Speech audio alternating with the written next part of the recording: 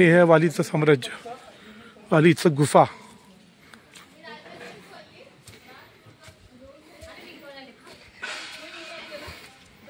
हा बऱ्याचशा पायऱ्या त्याच्यानंतर हे आम्हाला या गुफेचं प्रवेशद्वार भेटलेलं आहे. छानपैकी दगडांनी रचून दरवाजाची भिंत कमान उभी केलेली आहे. ही तटबंदी आहे बाजूला.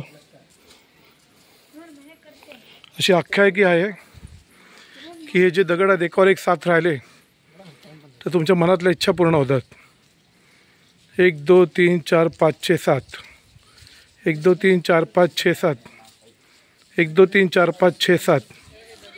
लहानपणी आपण जे लगोरी खेळायचो त्यात पण 7 दगडी असायची आणि इथे पण तुमची मनातली इच्छा पूर्णसाठी 7 दगड ठेवले आहेत एकावरती एक. हे आम्ही अक्कलकोट आहे ना, गाणगापूरला पण असंच आहे.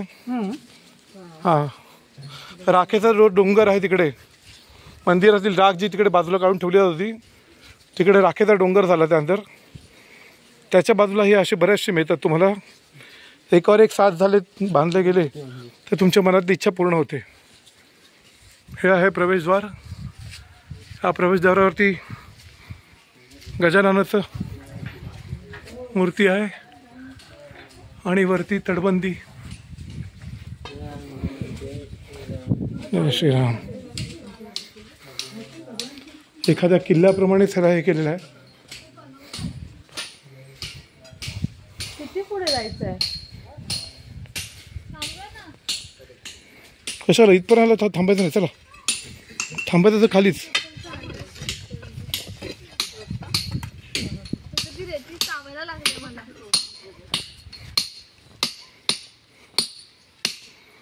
मी तुला बोलेल दगड फोडतात ते असं पहिलं एकीकडे पूर्ण अशी लाईन मारून घेतात आणि मोठं ठेवून ते हातोडी हे करतात.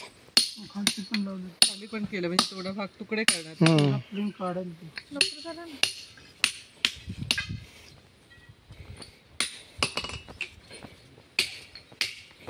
मऊ मस्त आहे माती, पायाला किती मऊ लागते.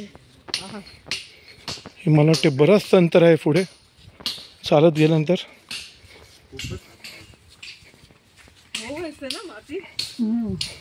हे असं बनवणार ते लोक. बघ बनवलेत ना.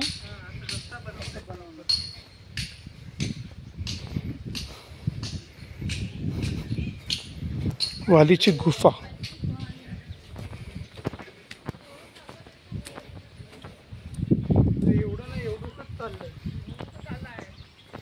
हे पूर्ण त्याचं साम्राज्य.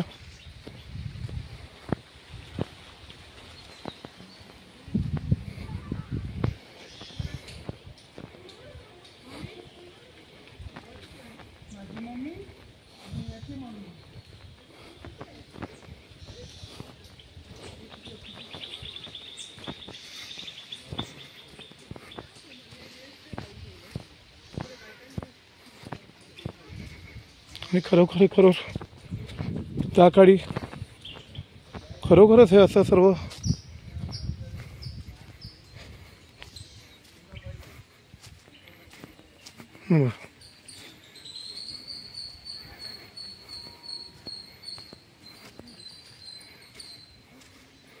हे इकडे कुंड आहे जे खराब झालेलं आहे पण त्यातनं पाणी मला वाटतं खेचलं जाते वरती.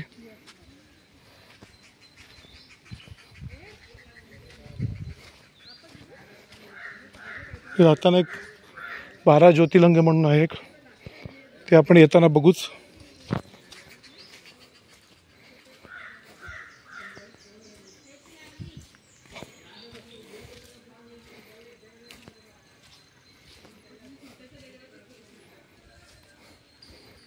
नवग्रह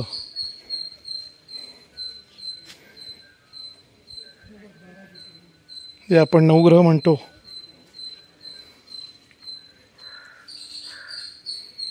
शुक्र,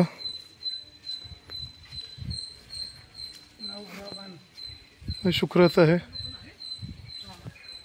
इकडे चंद्रग्रह,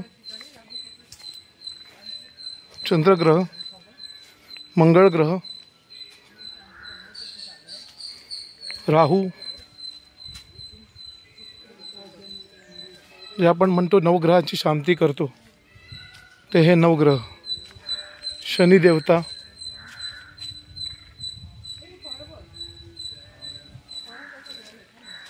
केतू,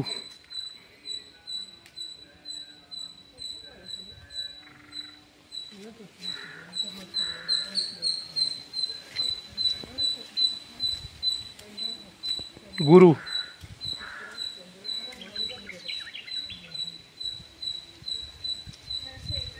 आणि हा बुध ग्रह.